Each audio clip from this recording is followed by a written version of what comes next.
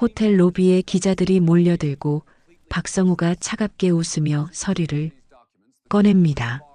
대한건설 이정호 대표에게는 숨겨둔 혼외자가 있습니다.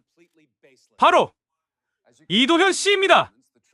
플래시가 미친 듯이 터지고 정호는 TV 앞에서 얼굴이 하얗게 질립니다. 도연은 사무실에서 기사를 보며 스마트폰을 떨어뜨립니다. 이건 말도 안 돼요. 서점에서 주저앉은 미숙. 아니, 안 돼. 숨겨왔던 35년의 비밀이 세상에 드러나는 순간 세 사람의 삶이 동시에 무너집니다.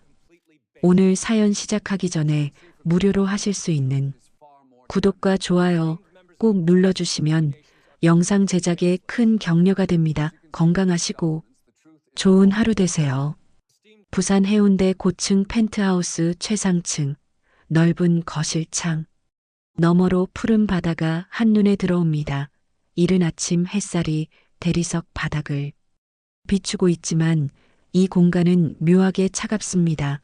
벽면을 가득 채운 건축 관련 상패들과 트로피들이 화려하게 빛나고 있지만 정작 이곳을 채우는 건 고요뿐입니다. 소파에 앉아 있는 이정호 50대 후반의 나이답지 않게 단정한 양복 차림입니다. 그의 손에는 아직 펼쳐보지도 않은 신문이 들려 있습니다. 눈은 창밖을 향하고 있지만 사실 아무것도 보고 있지 않은 듯합니다. 그저 멍하니 텅 빈 시선으로 허공을 응시하고 있을 뿐입니다. 또 하루가 시작되는구나. 정우는 혼잣말처럼 중얼거립니다. 어제도 그제도 그 전날도 똑같은 하루였습니다. 회사 임원회의, 현장 점검, 저녁 접대 사람들은 그를 둘러싸고 웃고 떠들지만 정작 정우의 마음을 들여다보는 사람은 없습니다. 아니, 어쩌면 정우 스스로도 자신의 마음을 들여다본 적이 없는지도 모릅니다. 사장님, 아침 식사 준비되었습니다. 가사 도우미의 목소리가 들려옵니다. 정우는 고개를 끄덕이며 식탁으로 향합니다. 정갈하게 차려진 한식 밥상이지만 혼자 먹는 식사는 언제나 허전합니다. 수저를 들고 밥을 한 숟가락 뜨는데 문득 오래전 기억이 스쳐 지나갑니다. 대학 시절 누군가와 함께 나눠 먹던 김밥 한 줄의 맛이 지금 이 식탁 위에 어떤 음식보다 따뜻했던 기억 말입니다. 참, 오늘이 명지 신도시 프로젝트 발표일이지. 정호는 자신에게 상기시키듯 말합니다. 이번 프로젝트는 그의 건설사 인생에서 가장 큰 규모입니다. 부산 명지 에코델타시티 개발 사업 수천억 원대의 대형 프로젝트를 따냈다는 건 업계에서 최고의 영광입니다. 그런데 왜일까요? 가슴 한편이 시원하지 않습니다. 한편 부산 서면의 좁은 골목길 안쪽 오래된 간판이 달린 작은 서점 앞에서 윤미숙이 셔터를 올리고 있습니다. 50대 중반의 나이지만 그녀의 눈가에는 여전히 따뜻한 웃음기가 맴돕니다. 손때 묵은 열쇠로 문을 여는 동작 하나하나가 능숙합니다. 어머니, 제가 도와드릴게요. 뒤에서 들려오는 목소리, 바로 미숙의 아들 이도현입니다. 30대 중반의 건축 설계사로 요즘 실력을 인정받아 여러 프로젝트를 맡고 있습니다. 도현은 어머니에게서 서점문을 여는 열쇠를 받아들며 환하게 웃습니다. 괜찮아. 엄마가 할 수 있어. 너는 회사 가야지. 미숙은 아들의 손을 가만히 잡습니다. 거칠어진 손이지만 도연에게는 세상에서 가장 따뜻한 손입니다. 이 손이 자신을 혼자 키워냈다는 걸 도연은 너무나 잘 알고 있습니다. 서점 안으로 들어서자 오래된 책 냄새가 코끝을 자극합니다. 먼지 낀 책장 사이사이로 아침 햇살이 비칩니다. 이곳은 비록 낡고 작지만 모자에게는 세상 어디보다 소중한 공간입니다. 미숙은 카운터 뒤로 가서 물 한 잔을 따라 아들에게 건넵니다. 오늘 큰 프로젝트 발표한다며? 떨리지? 네, 사실. 좀 떨려요. 명지 신도시 개발 사업인데 규모가 정말 커서요. 도연의 눈빛에 설렘과 긴장이 교차합니다. 미숙은 아들의 어깨를 토닥이며 격려합니다. 이 아이가 여기까지 오기까지 얼마나 많은 밤을 공부했는지 미숙은 너무나 잘 기억하고 있습니다. 좁은 원룸에서 책상 하나를 놓고 함께 앉아있던 시간들, 전기세가 아까워 일찍 불을 껐던 밤들, 그 모든 게 주마등처럼 스쳐 지나갑니다. 엄마는 내가 자랑스러워 혼자서도 이만큼 잘 컸잖아. 미숙의 목소리가 살짝 떨립니다. 도연은 어머니의 손을 꼭 잡습니다. 말하지 않아도 두 사람은 서로의 마음을 압니다. 이 세상에 단 둘뿐인 가족, 서로가 서로에게 전부인 존재입니다. 어머니, 제가 돈 많이 벌면 큰 서점 차려드릴게요. 밝고 깨끗한 곳으로요. 이 작은 곳으로 충분해. 엄마한테는 내가 있으니까. 두 사람은 마주보며 웃습니다. 돈은 없어도 이 순간만큼은 세상 누구보다 행복합니다. 서점 앞을 지나가는 사람들의 발걸음 소리, 어디선가 들려오는 라디오 음악 소리, 평범한 아침 풍경이지만 이들에게는 소중한 일상입니다. 정호의 펜트하우스로 다시 시선이 돌아옵니다. 그는 양복 재킷을 걸치며 출근 준비를 합니다. 거울 앞에 선 정호, 반듯한 외모에 성공한 사업가의 품격이 느껴집니다. 하지만 거울 속 자신의 눈을 바라보는 순간 알 수 없는 공허함이 밀려옵니다. 사람들은 날 성공했다고 말하지. 그런데 왜 이렇게 허전할까? 정호는 넥타이를 매며 혼잣말을 합니다. 가진 것은 많지만 채워지지 않는 무언가. 그 정체를 정호는 아직 모릅니다. 아니, 모른 척하고 있는지도 모릅니다. 기억 저편에 묻어둔 어떤 얼굴, 어떤 목소리를 떠올리지 않으려 애쓰고 있는지도 모릅니다. 회사 차량이 대기하고 있습니다. 정호는 차에 올라타며 비서에게 묻습니다. 오늘 일정 정리해줘. 네, 사장님. 오전에 명지 신도시 프로젝트 수주 기자회견 있으시고 오후에는 설계팀과 미팅 예정입니다. 정호는 고개를 끄덕이며 창밖을 바라봅니다. 차는 해운대를 벗어나 도심으로 향합니다. 거리를 지나는 사람들, 각자의 삶을 살아가는 이들 속에서 정호는 문득 자신이 혼자라는 걸 실감합니다. 이 많은 사람 속에서도 그는 여전히 혼자입니다. 같은 시각, 도연도 회사로 향하는 지하철에 올라탑니다. 출근길 사람들로 붐비는 차량 안에서 도연은 노트북을 펼쳐 설계 도면을 검토합니다. 오늘 발표할 프로젝트. 이건 그의 인생에서 가장 중요한 순간이 될 것입니다. 부산의 아침은 이렇게 각자의 방식으로 시작됩니다. 한 사람은 화려한 성공 속에서 공허함을 느끼고 한 사람은 작은 행복 속에서 감사함을 느낍니다. 그리고 한 사람은 어머니를 위해 더 나은 미래를 위해 열심히 달려갑니다. 이들은 아직 모릅니다. 오늘이 그들의 운명이 다시 얽히기 시작하는 날이라는 것을요. 부산 명지 에코델타시티 개발 사업 기자회견장 대형 건설사 로비에는 이미 수십 명의 기자들과 관계자들이 모여 있습니다. 플래시가 터지고 카메라 셔터 소리가 연신 들립니다. 업계 최대 규모의 프로젝트인 만큼 모두의 관심이 집중되어 있습니다. 정호는 단상 위에 서서 준비된 원고를 펼칩니다. 익숙한 자리입니다. 이런 자리에 몇 번이나 섰는지 모릅니다. 하지만 오늘따라 왜인지 가슴 한편이 두근거립니다. 설명할 수 없는 묘한 예감, 마치 무언가 중요한 일이 일어날 것 같은 느낌입니다. 신사숙녀 여러분, 오늘 저희 대한건설이 부산 명지 에코델타시티 개발 사업 우선 협상 대상자로 선정되었음을 알려드리게 되어 영광입니다. 정호의 목소리가 회견장을 채웁니다. 기자들은 분주히 메모하고 카메라는 쉴 새 없이 정호를 향합니다. 화려한 순간입니다. 성공의 정점에 선 순간 누구나 부러워할 자리입니다. 같은 시각 서면의 작은 서점 미숙은 먼지를 털며 책을 정리하고 있습니다. 오래된 라디오에서는 아침 뉴스가 흘러나옵니다. 별 관심 없이 듣고 있던 미숙. 그런데 갑자기 익숙한 이름이 들립니다.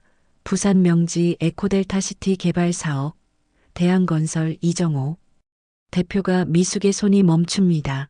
심장이 쿵 하고 내려앉는 느낌입니다. 서둘러 책을 내려놓고 라디오 볼륨을 높입니다. 틀림없습니다. 그 이름 이정호 35년 전 자신의 삶에서 사라진 그 사람입니다. 잠깐만. 미숙은 서점 안쪽 작은 방으로 들어갑니다. 낡은 서랍장을 열고 가장 아래 칸에서 먼지 쌓인 상자 하나를 꺼냅니다. 떨리는 손으로 상자를 여니 오래된 사진 한 장이 나옵니다. 젊은 시절의 정호와 자신이 함께 찍은 사진입니다. 정호, 내가 그렇게 큰 사람이 됐구나. 미숙의 눈가에 눈물이 맺힙니다. 그리움일까요? 원망일까요? 아니면 그 모든 감정이 뒤섞인 것일까요? 사진 속 젊은 정호는 환하게 웃고 있습니다. 그때 그 사람은 자신을 사랑한다고, 평생 함께하자고 약속했었습니다. 서점 문이 열리며 손님이 들어옵니다. 미숙은 황급히 눈물을 닦고 사진을 다시 상자에 넣습니다. 평온한 표정을 지으려 애쓰지만 손이 계속 떨립니다. 가슴속 깊이 묻어뒀던 기억들이 한꺼번에 밀려옵니다. 기자회견이 끝나고 정호는 대기실로 돌아옵니다. 비서가 축하 인사를 건네지만 정호는 제대로 듣지 못합니다. 머릿속이 복잡합니다. 왜 이렇게 마음이 불안할까요? 성공의 순간인데 왜 이렇게 허전할까요? 사장님, 오후 설계팀 미팅 준비되었습니다. 비서의 말에 정호는 고개를 끄덕입니다. 이번 프로젝트의 핵심은 설계입니다. 친환경적이면서도 미래지향적인 도시 설계, 그것이 성패를 가를 것입니다.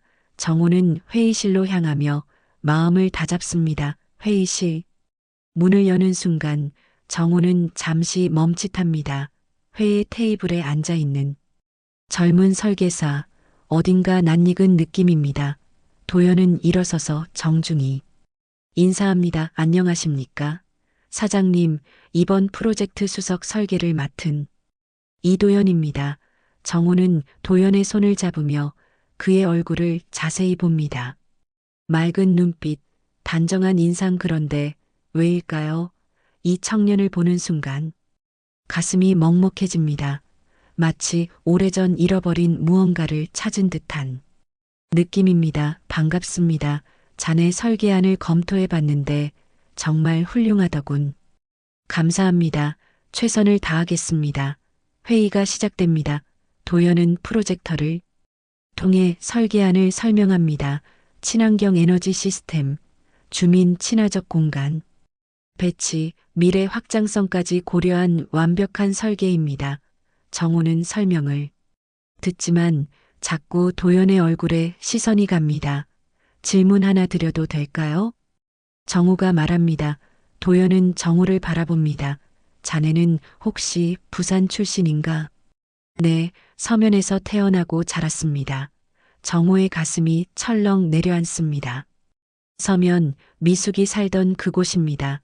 설마 하는 생각이 스칩니다. 하지만 곧 고개를 젓습니다. 말도 안 되는 상상입니다. 가족은 어떻게 되나? 정호의 질문에 도연은 잠시 망설입니다. 그리고 조용히 대답합니다. 어머니와 단둘이 삽니다. 아버지는 제가 어릴 때 돌아가셨다고 들었습니다. 순간 회의실이 조용해집니다. 정호는 가슴이 뛰는 걸 느낍니다. 어머니와 단둘이, 아버지 없이 자랐다는 말, 이 모든 게 우연일까요? 어머니는 무슨 일을 하시나? 서면에서 작은 서점을 운영하십니다.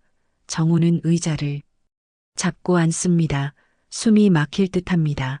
서면의 서점 미숙은 대학 시절부터 서점 주인이 꿈이었습니다. 책을 좋아했고 언젠가 작은 서점을 갖고 싶다고 말했었습니다. 사장님, 괜찮으십니까? 비서가 걱정스럽게 묻습니다. 정우는 손을 저으며 괜찮다는 신용을 합니다. 하지만 마음은 이미 폭풍 속입니다.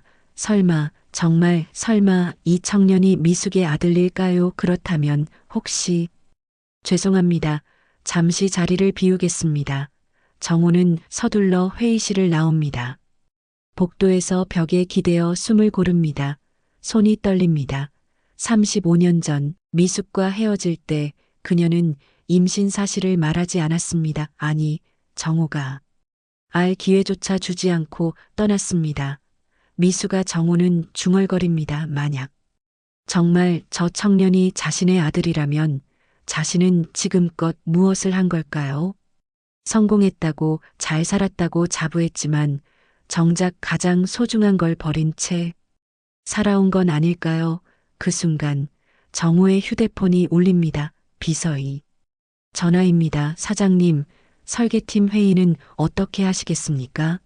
정우는 깊은 숨을 들이쉽니다. 진정해야 합니다.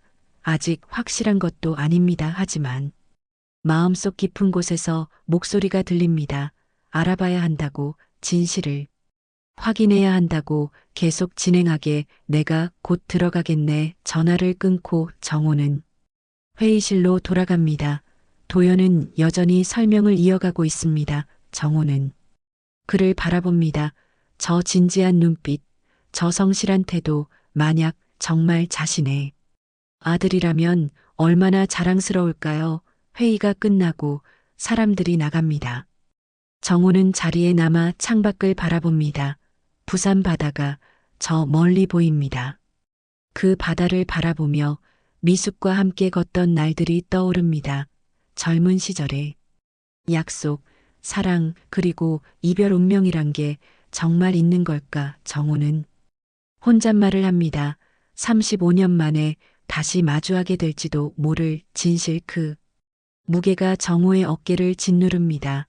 일주일 후 명지 에코델타시티 착공식 현장입니다. 넓은 부지에는 화려한 현수막이 걸려 있고 수백 명의 하객들이 자리를 채우고 있습니다.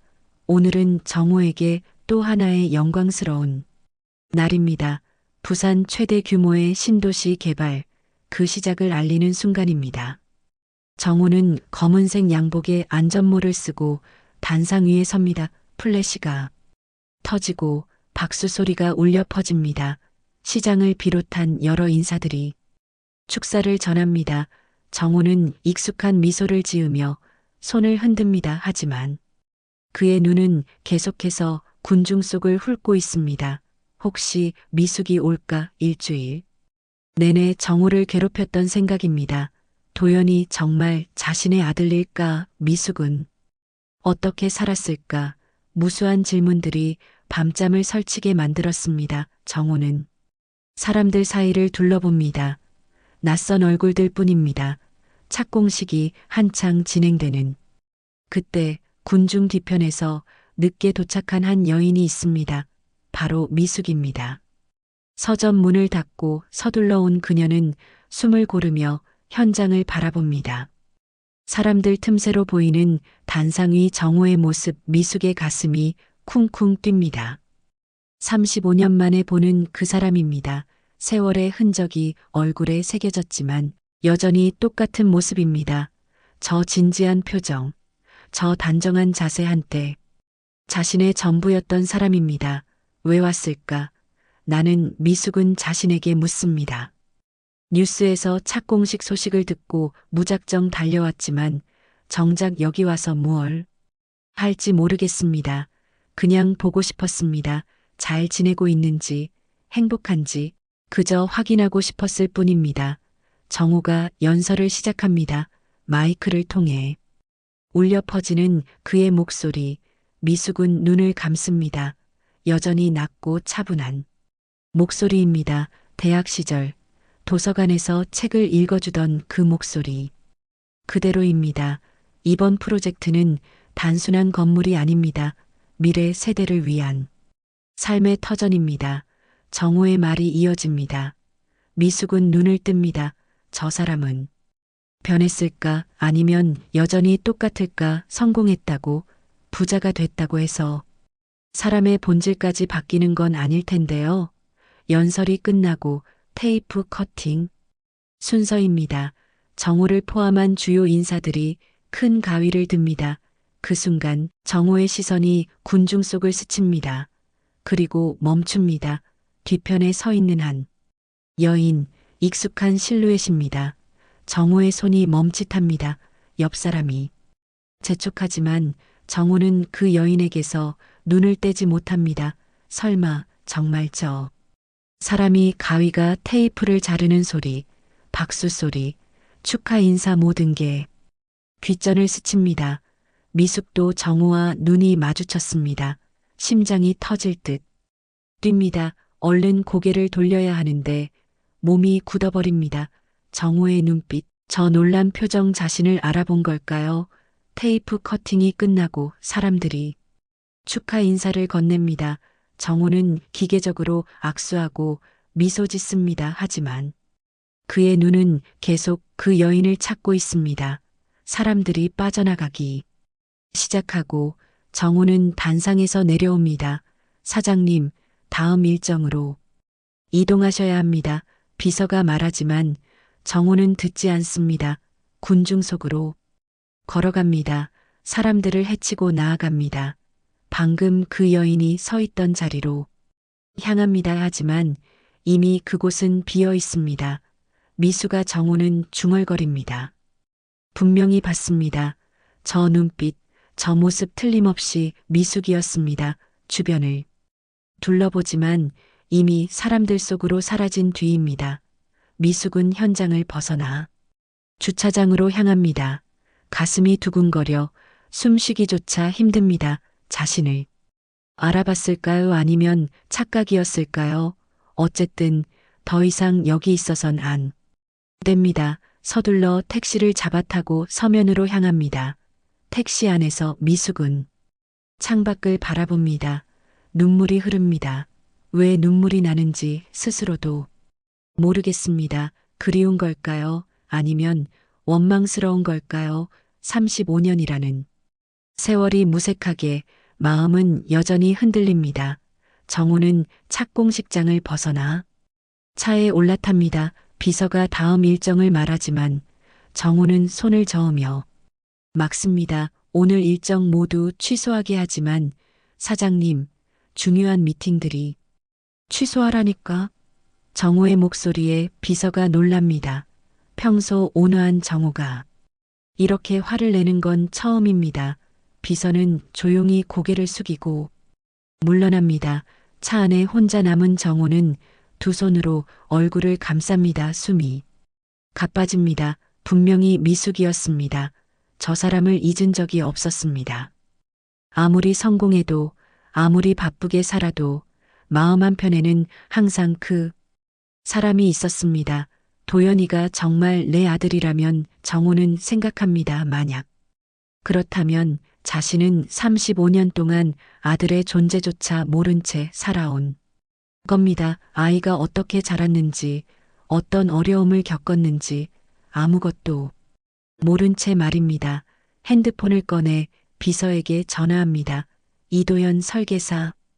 개인정보 찾아봐. 조용히 아무도 모르게. 네, 사장님 무슨 문제라도 있으십니까? 그냥 확인하고 싶은 게 있어. 전화를 끊고 정호는 창밖을 바라봅니다. 부산 거리가 스쳐 지나갑니다. 어딘가 저 거리 속에 미숙이 있을 겁니다. 35년 전처럼 힘들게, 하지만 꿋꿋하게 살아가고 있겠죠. 서점으로 돌아온 미숙은 카운터에 주저앉습니다. 온몸에 힘이 풀립니다. 정호를 봤습니다. 35년 만에 다시 봤습니다. 여전히 멋있고 여전히 빛나는 사람이었습니다. 엄마, 괜찮으세요? 도현이 목소리입니다. 언제 왔는지. 도연이 서점 문을 열고 들어옵니다. 미숙은 황급히 눈물을 닦고 웃으려 애씁니다. 응, 괜찮아. 그냥 좀 피곤해서. 도연은 어머니를 자세히 봅니다. 뭔가 이상합니다. 어머니의 눈이 빨갛습니다. 울었나 봅니다. 도연은 어머니 옆에 앉아 손을 잡습니다. 무슨 일 있으세요? 아니야, 정말 아무 일도 없어. 미숙은 아들의 손을 꼭 잡습니다. 이 아이만은 지켜야 합니다. 정우를 만나서도 진실을 알려서도 안 됩니다. 이 아이의 평범한 삶을 지키는 게 엄마의 역할입니다. 하지만 미숙은 모릅니다. 이미 운명의 수레바퀴는 돌아가기 시작했다는 것을. 정우와 도연 그리고 자신 세 사람의 삶이 다시 얽히기 시작했다는 것을 숨겨뒀던 진실이 곧 밝혀질 거라는 것을. 정우의 차는 여전히 부산 거리를 달리고 있습니다. 어디로 가야 할지도 모른 채 그저 달릴 뿐입니다. 마음속에는 미숙의 얼굴이 도연의 얼굴이 겹쳐집니다. 부자라는 사실을 확인하는 게 두렵습니다. 하지만 진실을 알아야 합니다. 석양이 부산 바다를 붉게 물들입니다. 세 사람 모두 같은 하늘 아래 있지만 각자의 자리에서 다른 생각에 잠겨 있습니다. 운명의 재회, 그 시작은 이렇게 조용히 시작됩니다. 이틀 후 대한건설 본사 회의실 명지 신도시 프로젝트 설계 검토 회의가 열립니다.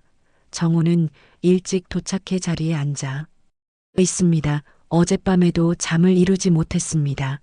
비서로부터 받은 도연의 개인 정보가 머릿속을 떠나지 않습니다. 이도현, 1990년 3월 15일생 모친 윤미숙 부칠라는 공란서면 지역에서 태어나 부산대학교 건축학과 졸업 장학금으로 학업을 마쳤고 성적은 우수. 현재 중견설계 회사 소속. 정우는 서류를 다시 들여다봅니다. 1990년 3월 자신이 미숙과 헤어진 게 1989년 여름이었습니다. 시간상으로 맞아떨어집니다. 가슴이 쿵쿵 뜁니다. 손이 떨려 서류를 제대로 잡지 못할 정도입니다. 사장님, 설계팀 도착했습니다. 비서의 말에 정우는 정신을 차립니다. 서류를 접어넣고 심호흡합니다. 진정해야 합니다.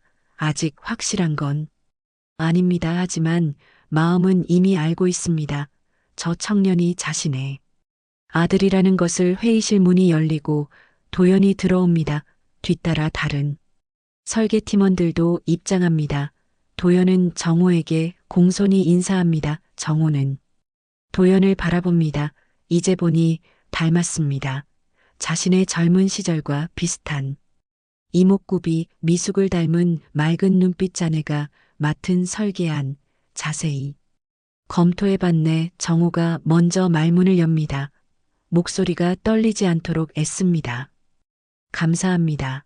사장님, 정말 대단하더군. 젊은 나이에 이런 수준의 설계를 해내다니. 정우의 칭찬에 도연은 겸손하게 고개를 숙입니다. 다른 팀원들이 부러운 눈빛으로 도연을 바라봅니다. 하지만 도연은 자만하지 않습니다. 오히려 더욱 조심스러운 태도입니다.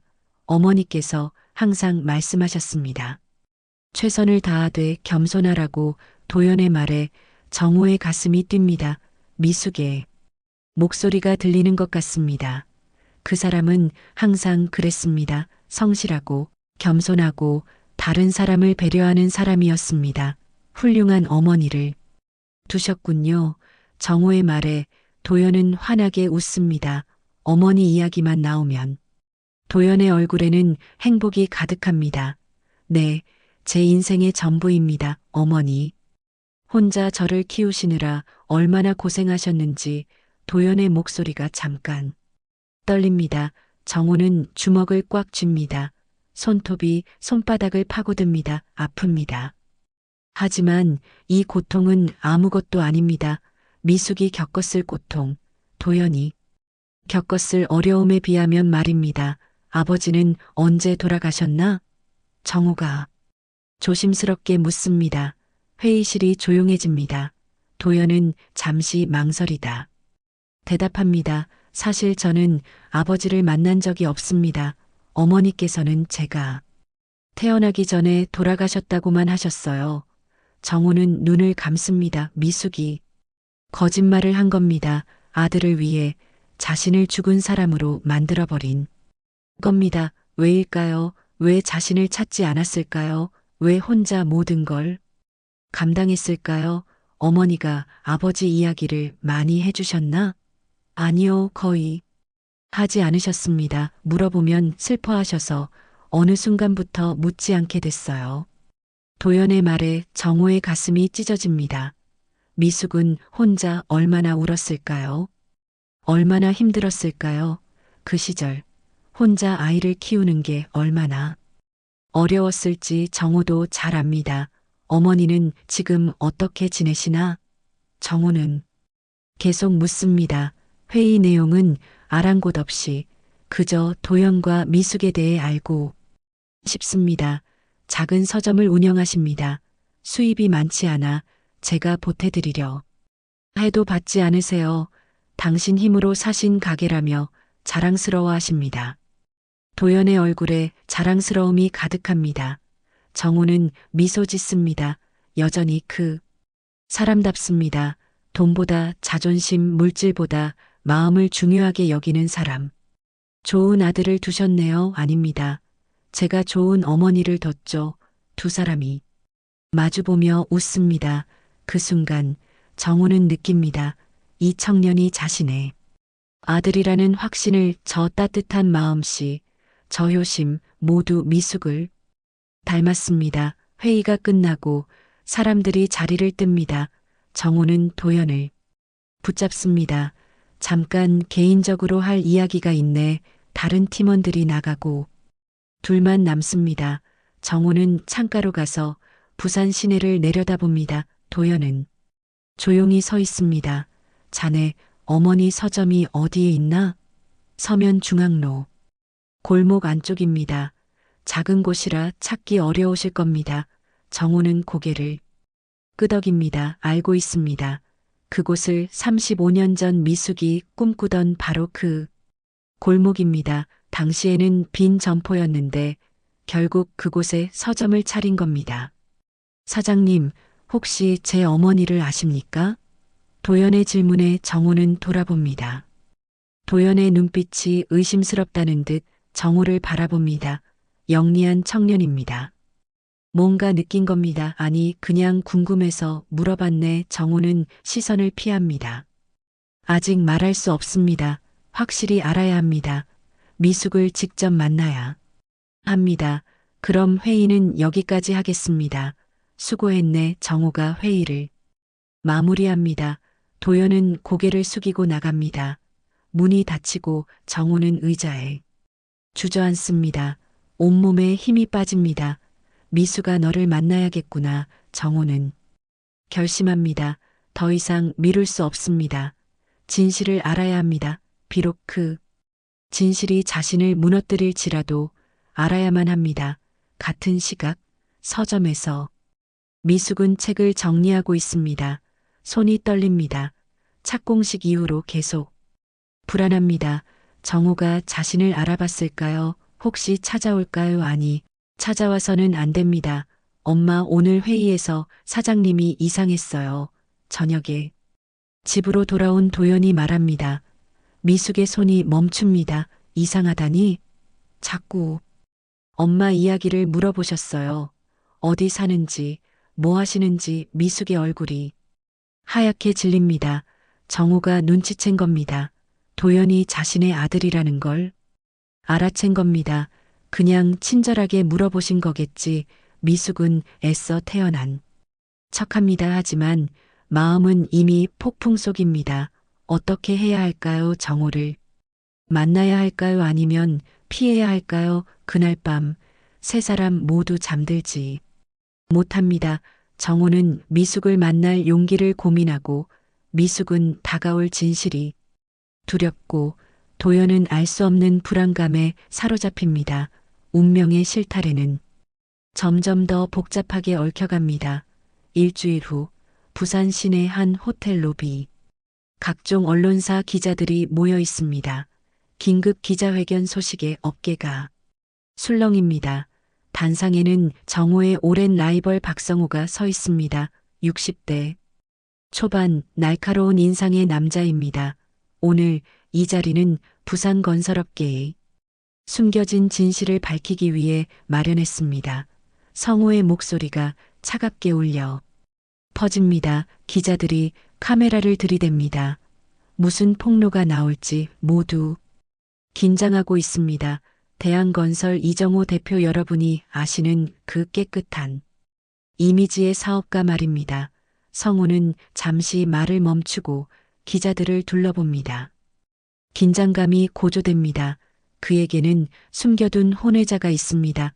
바로 이번 명지 프로젝트 수석 설계사 이도현 씨입니다.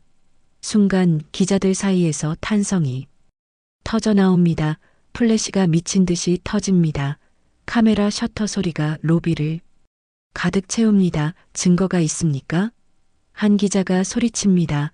성호는 냉소를 띠며 서류 봉투를 꺼냅니다. 출생증명서, 주민등록등본 모두 여기 있습니다. 이도현 씨의 어머니 윤미숙은 이정호 대표의 대학 시절 연인이었습니다. 도현 씨가 태어난 시기를 보십시오. 정확히 그들이 교제하던 시기입니다. 기자들이 일제히 메모합니다. 이건 특종입니다. 부산 최고 건설업체 대표의 스캔들, 숨겨진 아들의 존재, 대한건설 본사. 회의실 정호는 TV를 통해 기자회견을 지켜보고 있습니다. 얼굴이 하얗게 질려 있습니다. 옆에서 비서와 임원들이 당황한 표정으로 서 있습니다. 사장님, 어떻게 하시겠습니까? 반박 성명을 내야 하지 않겠습니까? 정호는 대답하지 않습니다. 그저 화면 속 성호를 바라볼 뿐입니다. 마침내 터진 겁니다. 숨기고 싶었던 진실이 세상에 드러난 겁니다. 이정호는 가정도 책임도 없는 위선자입니다. 그런 사람이 부산의 미래를 책임지는 프로젝트를 맡아도 되겠습니까? 성호의 목소리가 도끼를 품고 있습니다. 오랫동안 기다린 순간입니다. 정호를 무너뜨릴 기회를 드디어 잡은 겁니다. 한편 설계 사무실 도연은 컴퓨터 앞에 앉아 도면을 그리고 있습니다. 동료가 황급히 달려옵니다. 도연 씨, 큰일 났어요. 무슨 일이에요? 동료는 스마트폰을 내밉니다. 뉴스 속보가 떠 있습니다. 대한건설 이정호 대표 숨겨진 혼외자 존재 폭로 제목이 도연의 눈에 들어옵니다. 도연의 손이 떨립니다. 기사를 읽어내려갑니다. 자신의 이름이, 어머니의 이름이 거기 있습니다. 믿을 수 없습니다. 이게 무슨 말입니까? 이건 말도 안 돼요. 도연은 일어섭니다. 다리에 힘이 풀려 비틀거립니다. 동료가 부축하지만 도연은 뿌리칩니다. 서둘러 사무실을 나갑니다. 어머니에게 가야 합니다. 진실을 알아야 합니다. 서점에서 미숙은 손님에게 책을 건네주고 있습니다. 그때 핸드폰이 울립니다.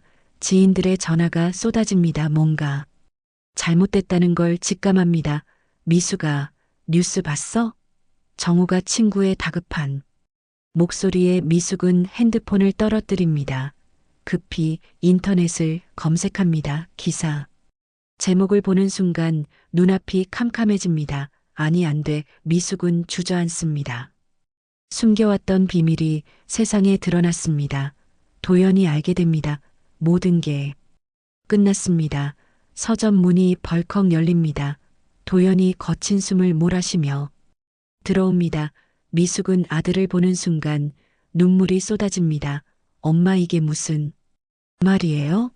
제 아버지가 이정호 사장이라고? 도연의 목소리가 떨립니다. 분노인지 슬픔인지 혼란인지 알 수 없는 감정이 뒤섞여 있습니다. 도연아, 미숙은 아들에게 다가가려 하지만 도연은 뒤로 물러섭니다. 대답해 주세요. 제 아버지가 죽은 게 아니라 살아계시다는 거예요? 미안해, 도연아. 정말 미안해. 미숙은 무릎을 꿇습니다. 눈물이 멈추지 않습니다. 35년 동안 지켜온 거짓말이 무너지는 순간입니다. 왜요? 왜 거짓말을 하신 거예요? 도연의 목소리가 절규에 가깝습니다. 평생. 아버지가 돌아가셨다고 믿었습니다. 아버지가 그리울 때마다 하늘을 보며 위로받았습니다. 그런데 모두 거짓이었단 말입니까? 엄마가 잘못했어. 하지만 너를 위해서였어. 정우는 너를 버린 게 아니야, 그럼. 뭐예요? 절 몰랐다는 거예요? 미숙은 고개를 끄덕입니다. 도연은 벽에 기댑니다. 믿을 수 없다는 표정입니다. 정우 아버지 아니네. 할아버지께서 반대하셨어. 집안이 달랐고 우리 관계를 인정하지 않으셨지. 정우는 떠나야 했고 난 임신 사실을 말하지 못했어. 미숙의 고백이 이어집니다. 35년 동안 가슴에 묻어뒀던 이야기가 쏟아져 나옵니다. 그럼 저는 뭡니까? 아버지 없이 자란 제 인생은 뭐였어요? 도연은 주먹으로 벽을 칩니다. 아픕니다. 하지만 마음의 아픔에 비하면 아무것도 아닙니다. 미안해. 정말 미안해. 미숙은 계속 사과합니다. 다른 말을 할 수가 없습니다. 잘못했습니다. 아들을 속였습니다. 용서받을 수 없다는 걸 압니다. 그때 서점 문이 다시 열립니다. 정우가 서 있습니다. 숨을 헐떡이며 급히 달려온 듯 옷매무새도 흐트러져 있습니다. 미숙아. 정우와 미숙의 눈이 마주칩니다. 35년 만의 재회입니다. 두 사람 모두 눈물을 흘립니다. 도연은 두 사람을 번갈아 봅니다. 어머니와 아버지. 평생 꿈꿔왔던 그림입니다. 하지만 지금 이 순간은 행복하지 않습니다. 배신감과 분노, 슬픔이 뒤섞여 있습니다.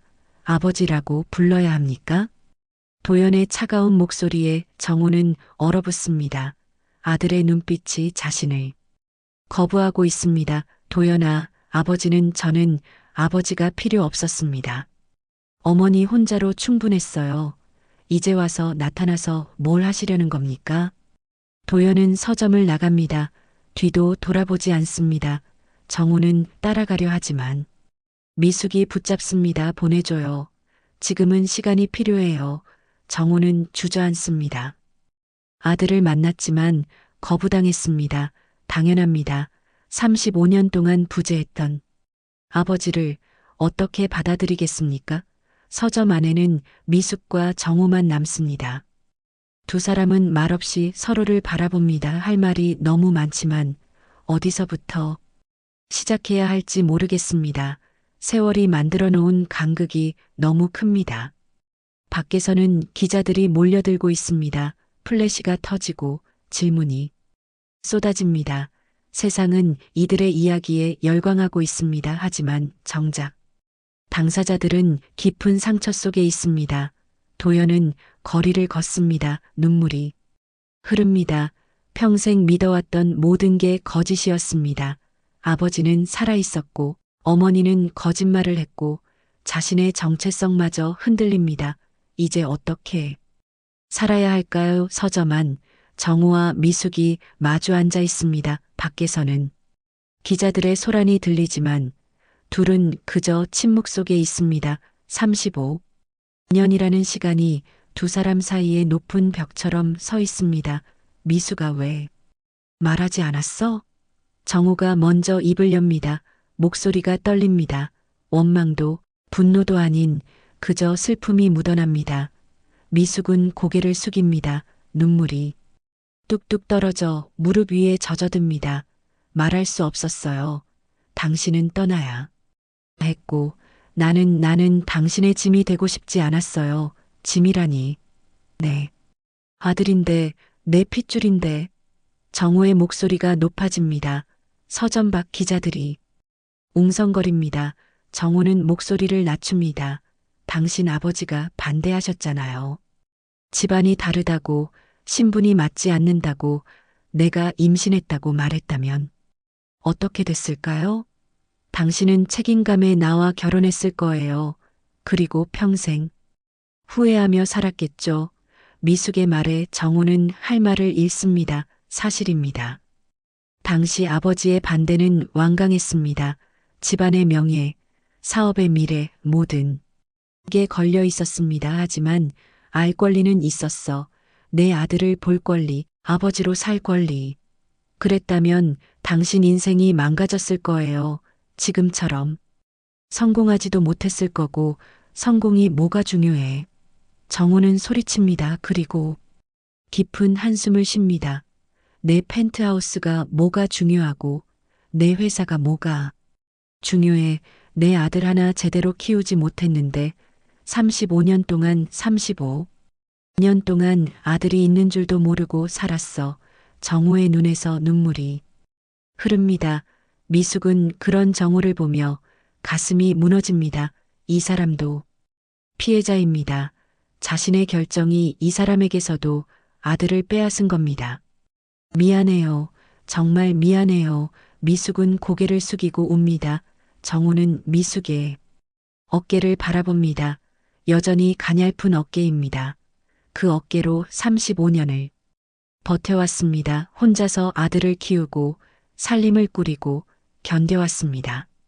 그런데 아버지 이야기는 왜 꺼냈어? 도연이가 아버지를 알고 싶어 했나? 정우가 묻습니다. 미숙은 고개를 젓습니다. 처음에는 궁금해했죠. 친구들은 모두 아버지가 있는데 자기만 없다고 하지만 시간이 지나면서 더 이상 묻지 않더라고요. 엄마 혼자로 충분하다고, 자기한테는 엄마만 있으면 된다고. 미숙의 목소리가 떨립니다. 도연의 어린 시절이 떠오릅니다. 아버지 없이 자라면서도 밝게 웃던 아이, 어머니를 위해 장학금 받으려 밤새 공부하던 아이. 그 아이는 훌륭하게 자랐더군. 정호가 말합니다. 미숙은 고개를 끄덕입니다. 당신을 닮았어요. 성실하고 책임감 강하고 다른 사람을 배려하는 마음. 나를 닮은 게 아니야. 당신을 닮은 거지. 내가 뭘 했다고. 정호는 자조적으로 웃습니다. 자신은 아무것도 하지 않았습니다. 미숙이 혼자 모든 걸 했습니다. 사실은 당신 아버지가 도와주셨어요. 미숙의 말에 정호는 놀라 고개를 듭니다. 뭐라고? 미숙는 서랍에서 낡은 봉투를 꺼냅니다. 정호는 떨리는 손으로 봉투를 받습니다. 안에는 오래된 송금 내역서들과 편지가 들어 있습니다. 정호는 서류들을 하나씩 펼쳐봅니다. 아버지의 이름으로 된 송금 내역들, 20년 동안 매달 꾸준히 보내진 돈들, 그리고 마지막 편지. 미숙 양에게 내 어리석은 고집으로 두 사람을 갈라놓았습니다. 하지만 아이만은 지켜야 합니다. 이 돈으로 아이를 잘 키워주십시오. 내가 저지른 죄 평생 갚으며 살겠습니다. 정호는 편지를 읽으며 눈물을 흘립니다. 아버지, 그 엄격했던 아버지가 몰래 손자를 도왔던 겁니다. 아버지가 알고 계셨구나. 내 도연이가 초등학교 들어갈 무렵 찾아오셨어요. 처음엔 거절했죠. 당신네 돈 받고 싶지 않다고 하지만 미숙은 잠시 말을 멈춥니다. 할아버지께서 무릎을 꿇으셨어요. 손자를 위해서라도 받아달라고, 자신의 잘못을 조금이라도 갚고 싶다고. 정호는 주먹을 쥡니다. 아버지의 마지막 모습이 떠오릅니다. 돌아가시기 전 무언가 말씀하시려다 하지 못하셨던 그 눈빛. 그게 도연 이야기였던 겁니다. 왜 말씀하지 않으셨을까? 당신을 힘들게 하고 싶지 않으셨던 거겠죠. 그리고 저에게도 비밀로 해달라고 부탁하셨어요. 당신이 알면 모든 게 복잡해진다고. 정호는 고개를 떨구고 옵니다. 아버지도 미숙도 모두 자신을 위한다며 진실을 숨겼습니다. 하지만 그 선의가 지금 이런 비극을 만들었습니다. 도연이는 지금 어디 있을까? 정호가 걱정스럽게 묻습니다. 미숙은 고개를 젓습니다. 모르겠어요. 연락도 안 받고 두 사람은 불안한 마음으로 앉아 있습니다. 도연이 어디서 무엇을 하고 있을지, 얼마나 힘들어할지. 그때 미숙의 핸드폰이 울립니다. 도연의 친구입니다. 어머니, 도연이가 술집에 있어요. 혼자 술을 너무 많이 마셔서 미숙과 정호는 동시에 일어섭니다. 서둘러 서점을 나갑니다. 기자들이 달려들지만 둘은 신경 쓰지 않습니다. 지금은 아들이 중요합니다. 택시를 타고 서면 번화가의 한 술집으로 향합니다. 도연은 구석자리에서 혼자 소주를 마시고 있습니다. 테이블 위에는 빈 소주병들이 쌓여 있습니다. 도연아. 미숙이 달려갑니다. 도연은 고개를 들어 어머니를 봅니다. 눈이 충혈되어 있고 얼굴이 상기되어 있습니다. 엄마, 제 인생이 뭐였어요? 거짓으로 가득한 인생이었잖아요. 도연의 목소리가 흐느낍니다. 정호도 다가옵니다. 도연은 정호를 보고 비웃습니다. 아버지, 제게 아버지 같은 건 없어요. 35년 동안 없었는데 이제 와서 아버지 행세하시려고요? 도연아, 아버지 잘못이야. 용서해줘. 정호가 무릎을 꿇습니다. 술집 안 사람들이 놀라 쳐다봅니다. 대한건설 사장이 한 청년 앞에 무릎을 꿇고 있습니다. 일어나세요. 보기 싫어요. 도연은 고개를 돌립니다. 정호는 일어나지 않습니다. 나를 미워해도 좋아. 원망해도 좋아하지만 제발 술은 그만 마셔라. 아버지가 부탁한다. 도연은 소주잔을 내려놓습니다. 눈물이 흐릅니다. 왜요? 왜 저를 버리신 거예요? 버린 게 아니야. 몰랐어. 정말 몰랐단다. 정호의 진심 어린 목소리에 도연은 무너집니다. 테이블에 얼굴을 묻고 웁니다. 미숙이 아들을 안습니다. 정호도 두 사람을 끌어안습니다. 35년 만에 가족이 처음으로 함께 웁니다. 오랜 세월 숨겨졌던 진실, 그 무게가 세 사람 모두를 짓눌렀지만 이제는 함께 견딜 수 있을 것 같습니다. 사흘 후 대한건설 본사 앞 수십 명의 기자들과 시위대가 모여 있습니다. 현수막에는 부도덕한 기업인 퇴진하라, 가정도 지키지 못한 사람이 도시를 만들 자격 있나 같은 문구들이 휘날립니다. 정호는 차 안에서 이 광경을 바라봅니다. 지난 사흘 동안 회사는 엉망이 되었습니다. 주가는 폭락했고 협력업체들은 불안해하며 명지 프로젝트마저 취소 위기에 놓였습니다. 사장님, 뒷문으로 들어가시겠습니까? 비서가 조심스럽게 묻습니다. 정호는 고개를 젓습니다. 아니, 정문으로 들어가겠네. 차에서 내린 정호에게 플래시가 쏟아집니다. 기자들이 마이크를 들이댑니다. 사장님, 혼외자 의혹에 대해 해명해 주십시오. 프로젝트는 어떻게 되는 겁니까? 사퇴하실 의향은 없으십니까? 정호는 묵묵히 걸어갑니다. 질문. 공세 속에서도 표정을 잃지 않습니다. 회사 로비에 들어서자 임원들이 기다리고 있습니다. 긴급 이사회가 소집됐습니다. 회의실에는 차가운 분위기가 흐릅니다. 임원들의 얼굴에는 불만과 우려가 가득합니다. 사장님, 이번 사태로 회사 이미지가 크게 실추됐습니다. 주주들도 들고 일어났고요. 한 임원이 말합니다. 다른 임원들도 고개를 끄덕입니다. 책임지시고 물러나셔야 하지 않겠습니까? 정호는 침묵합니다. 물러나야 할까요? 자신이 쌓아온 모든 것을 이렇게 끝내야 할까요? 같은 시각, 명지 프로젝트. 현장 사무실 도연은 책상 앞에 앉아 사표를 작성하고 있습니다. 손이 떨립니다. 이 프로젝트는 자신의 꿈이었습니다. 하지만 이제 모든 게 엉망이 됐습니다. 도연 씨, 정말 그만두시는 겁니까? 팀장이 안타까운 표정으로 묻습니다. 도연은 고개를 끄덕입니다. 제 때문에 프로젝트가 어려워졌잖아요. 제가 물러나는 게 맞습니다. 하지만 당신은 아무 잘못도 잘못이 있든 없든 제가 있으면 회사만 힘들어집니다. 도연은 사표에 서명합니다. 그때 사무실 문이 열립니다. 박성우가 들어섭니다. 승리자의 미소를 띠고 있습니다. 이도연 씨, 현명한 선택이군요. 물러나는 게 서로에게 좋습니다. 도연은 성우를 냉정하게 바라봅니다. 당신이 원하던 게 이거죠? 아버지를 아니, 이정호 사장을 무너뜨리는 것 그 사람은 위선자입니다. 깨끗한 척하면서 뒤로는 책임도 지지 않는 비겁한 인간이죠. 성우의 말에 도연은 주먹을 쥡니다. 분노가 치밀어 오릅니다. 제 아버지에 대해 함부로 말하지 마십시오. 도연의 목소리가 울립니다. 성우는 놀란 표정을 짓습니다. 도연 자신도 놀랍니다. 분명 미워했고 원망했는데 누군가 아버지를 욕하니 참을 수가 없습니다. 뭐라고?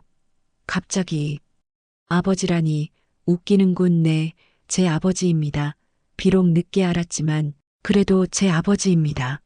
도연은 사표를 찢어버립니다. 그리고 성우를 똑바로 바라봅니다. 저는 물러나지 않겠습니다. 이 프로젝트는 제가 끝까지 해낼 겁니다. 그리고 제 아버지가 누명을 쓴 거라면 제가 증명하겠습니다. 성우의 얼굴이 일그러집니다. 예상치 못한 반응입니다. 후회하게 될 겁니다. 이도연 씨 후회는 제가 할 겁니다. 당신이 걱정할 필요 없어요. 도연은 사무실을 나갑니다. 가슴이 뜁니다. 방금 자신이 한 말이 믿기지 않습니다. 아버지를 인정했습니다. 지키겠다고 선언했습니다. 대한건설 이사회는 여전히 계속되고 있습니다. 정호에 대한 압박이 거세집니다. 더 이상 회사를 위험에 빠뜨릴 순 없습니다. 그때 회의실 문이 열립니다. 도연이 서 있습니다. 모든 이사들이 놀라 돌아봅니다. 실례합니다. 이도연입니다. 정호는 아들을 보며 일어섭니다. 도연은 회의실 한가운데로 걸어갑니다. 여러분께 말씀드리고 싶은 게 있습니다. 저와 이정호 사장의 관계에 대해서입니다. 실내가 조용해집니다. 모두가 숨죽이며 도연을 바라봅니다. 제 아버지가 저를 버린 게 아닙니다. 제 어머니가 임신 사실을 숨겼고 아버지는 35년 동안 제 존재조차 모르셨습니다. 도연의 목소리가 떨립니다. 하지만 계속 말합니다. 그리고 제 할아버지 이정호 사장의 아버님께서 20년 동안 저희 모자를 몰래 도와주셨습니다. 이게 증거입니다. 도연은 어머니에게서 받은 서류들을 꺼냅니다. 송금 내역서와 편지를 임원들에게 보여줍니다. 아버지는 책임을 회피한 게 아닙니다. 알지 못했을 뿐입니다. 부디 이 점을 이해해 주십시오. 정우는 아들을 바라봅니다. 눈물이 흐릅니다. 자신을 지키려 나선 아들, 처음으로 아버지라 불러준 아들입니다. 임원들이 서류를 검토합니다. 웅성거리는 소리가 들립니다. 분위기가 조금씩 바뀝니다. 정말 몰랐던 건가요? 한 임원이 정호에게 묻습니다. 정호는 고개를 끄덕입니다. 네. 평생의 후회입니다. 하지만 이제라도 아들을 알게 된 걸 감사하게 생각합니다. 정호는 도연에게 다가갑니다. 두 사람이 마주섭니다. 도연아. 고맙다 아버지. 도연이 처음으로 정호를 아버지라 부릅니다. 정호는 아들을 끌어안습니다. 임원들 앞에서, 세상 앞에서 부자관계를 인정합니다.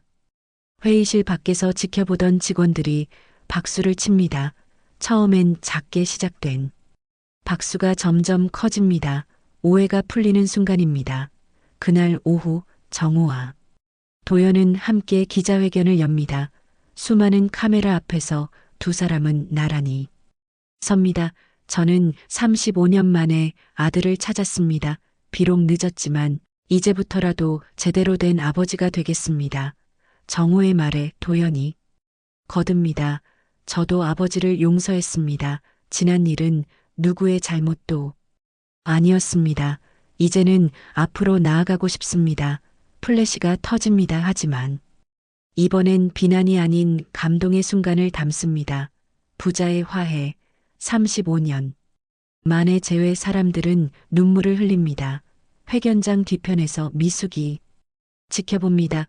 두 남자, 자신이 사랑했던 사람과 자신이 낳은 아들이 함께 서 있습니다. 가슴이 벅차오릅니다. 정우와 도연의 눈이 미숙에게 향합니다. 두 사람은 미소 짓습니다. 미숙도 눈물을 닦으며 웃습니다. 그날 저녁. 뉴스는 이 이야기로 가득합니다. 사람들의 반응이 바뀝니다. 비난은 연민으로, 분노는 이해로 바뀝니다. 가족의 재회, 용서와 화해에. 이야기에 모두가 감동합니다. 정우는 창문 너머 부산 야경을 바라봅니다. 더 이상 공허하지 않습니다. 이제 그에겐 지킬 가족이 있습니다. 채워야 할 빈자리가 있습니다. 도연은 설계 도면을 펼칩니다. 이 프로젝트를 성공시켜야 합니다. 아버지와 함께 새로운 시작을 만들어야 합니다. 미숙은 서점에서 오래된 사진을 봅니다. 젊은 시절의 정우와 자신이제. 그 사진 속에 도연도 함께할 겁니다. 가족 사진을 35년 만에 처음으로 찍을 겁니다. 6개월 후 부산 명지 에코델타시티 완공된 첫 번째 단지가 햇살 아래 빛납니다. 친환경 건축물들이 조화롭게 배치되어 있고 곳곳에 녹지 공간이 펼쳐져 있습니다. 도연의 설계가 현실이 된 순간입니다. 준공식 현장에는 시민들과 언론이 모여 있습니다. 하지만 6개월 전에 그 살벌한 분위기는 없습니다. 오히려 축제 같은 따뜻함이 감돕니다. 정우는 단상에 오릅니다. 옆에는 도연이 함께 서 있습니다. 부자가 나란히 선 모습에 사람들이 박수를 보냅니다. 이 프로젝트는 단순한 건물이 아닙니다. 제 아들과 함께 만든 미래입니다. 정우의 목소리가 울립니다. 도연을 바라보는 정우의 눈빛에는 자랑스러움이 가득합니다. 아버지의 경험과 제 꿈이 만났습니다. 그리고 무엇보다 이곳은 가족의 소중함을 깨닫게 해준 곳입니다. 도연도 마이크를 잡습니다. 목소리에 힘이 실려 있습니다. 35년 만에 만난 아버지와 함께 이 프로젝트를 완성했습니다. 늦은 시작이었지만 진심으로 노력했습니다. 이곳이 많은 가족들에게 행복한 보금자리가 되길 바랍니다. 군중 속에서 미숙이 눈물을 닦습니다. 두 남자가 함께 웃고 있습니다. 한때는 불가능해 보였던 그림입니다. 하지만 지금 그들은 진짜 가족입니다. 테이프 커팅이 진행됩니다. 정우와 도연이 함께 가위를 듭니다. 찰칵 테이프가 끊어지는 순간 박수와 환호가 터집니다. 성공입니다. 프로젝트도 가족의 재회도 모두 성공입니다. 준공식이 끝나고 저녁 무렵 세 사람은 해운대 바닷가를 걷습니다. 석양이 바다를 붉게 물들입니다. 정우와 미숙 그리고 도연 세 사람은 나란히 걸으며 이야기를 나눕니다. 기억나니 미숙아 우리가 처음 만난 게 이 바닷가였지. 정우가 말합니다. 미숙은 고개를 끄덕이며 웃습니다. 대학 신입생 환영회 때였죠. 당신이 기타 치며 노래하던 모습 아직도 생생해요. 엄마 아빠가 노래를 하셨어요? 도연이 놀라며 묻습니다. 정우는 웃으며 손가락을 꼽아봅니다. 그때는 캠퍼스 가수였지. 기타 하나 메고 다니며 지금도 하실 수 있으세요? 도연의 질문에 정우와 미숙이 서로를 바라봅니다. 그리고 미소 짓습니다. 해볼까요? 미숙이 제안합니다. 정우는 고개를 끄덕입니다. 두 사람은 도연의 손을 잡고 근처 작은 공연장으로 향합니다. 공연장에서는 마침 추억의 팝송 모임이 열리고 있습니다. 정우는 주최자에게 부탁해 무대에 오릅니다. 미숙도 함께 올라갑니다. 도연은 객석에서 부모님을 바라봅니다. 기타를 건네받은 정우는 잠시 줄을 만집니다. 오랜만입니다. 35년 만에 다시 잡는 기타입니다. 미숙아, 우리 노래 기억나? 그때 그 사람 말씀이세요? 두 사람은 눈을 마주치고 웃습니다. 정우가 기타를 치기 시작합니다. 서툰 손놀림이지만 음이 흘러나옵니다. 그리고 미숙이 노래합니다. 오래전 대학 캠퍼스에서 함께 부르던 그 노래입니다. 가사 하나하나에 추억이 담겨 있습니다. 처음 만난 날, 첫 데이트, 사랑을 고백하던 순간들 도연은 눈시울이 붉어집니다. 부모님의 젊은 시절이 보이는 것 같습니다.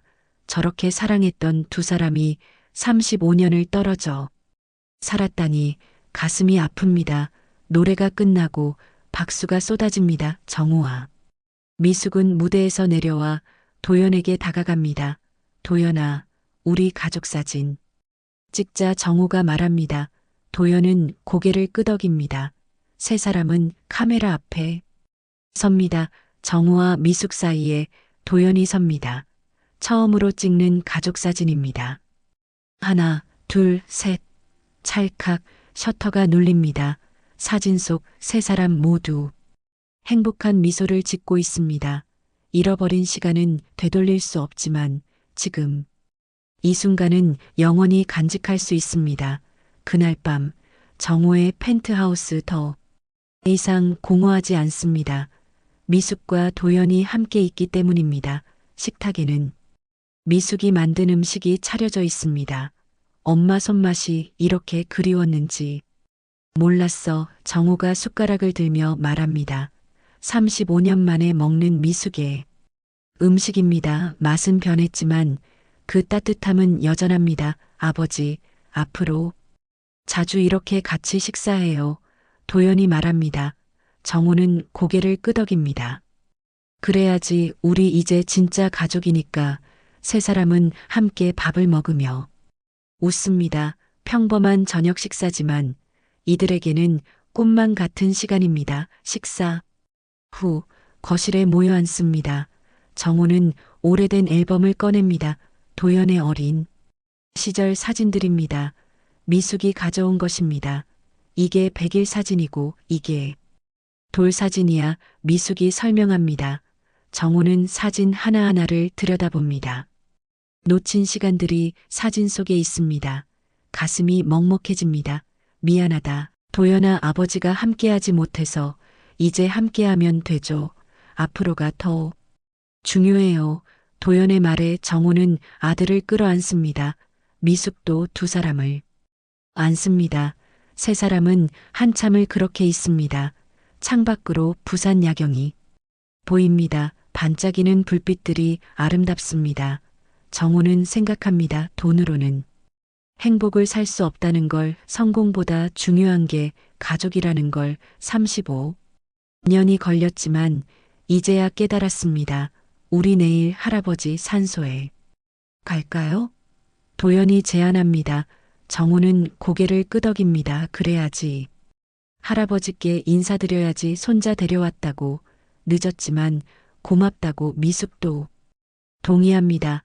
세 사람은 다음날 계획을 이야기하며 밤을 보냅니다. 평범한 대화지만 이 모든 게 기적 같습니다. 새벽녘 정호는 혼자 발코니에 나옵니다. 해가 떠오르고 있습니다. 새로운 날의 시작입니다. 그리고 새로운 삶의 시작이기도 합니다. 아버지, 감사합니다. 아들을 지켜주셔서 이제 제가 잘 지킬게요. 정호는 하늘을 향해 중얼거립니다. 아버지가 들어주실 것 같습니다. 뒤에서 도연이 다가옵니다. 아버지 옆에 섭니다. 두 사람은 나란히 일출을 바라봅니다. 아버지, 행복하세요? 그럼 세상에서 가장 행복하단다. 정호는 아들의 어깨를 감쌉니다. 도연도 아버지를 안습니다. 부자는 그렇게 해를 맞이합니다. 거실에서 미숙이 커피를 내립니다. 두 남자의 모습을 보며 미소 짓습니다. 오랜 기다림 끝에 드디어 완성된 가족입니다. 시간은 많은 걸 빼앗아갔습니다. 젊음도 기회도 함께할 시간도 하지만 대신 더 소중한 걸 주었습니다. 진정한 사랑의 의미를, 가족의 가치를, 용서와 화해의 아름다움을 알려주었습니다. 정호는 이제 알았습니다. 진정한 성공은 높은 빌딩이나 큰 회사가 아니라 사랑하는 사람들과 함께하는 평범한 아침이라는 것을. 35년이 걸렸지만 드디어 찾았습니다. 그가 평생 찾던 그 따뜻함을 말입니다. 부산 바다 위로 완전히 떠오른 태양 새로운 하루가 시작됩니다. 정우와 미숙 그리고 도연에게도 새로운 시작입니다.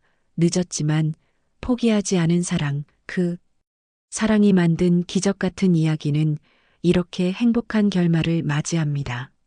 사랑하는 사람들과 함께라면 언제라도 다시 시작할 수 있습니다. 오늘 이야기 어떠셨나요?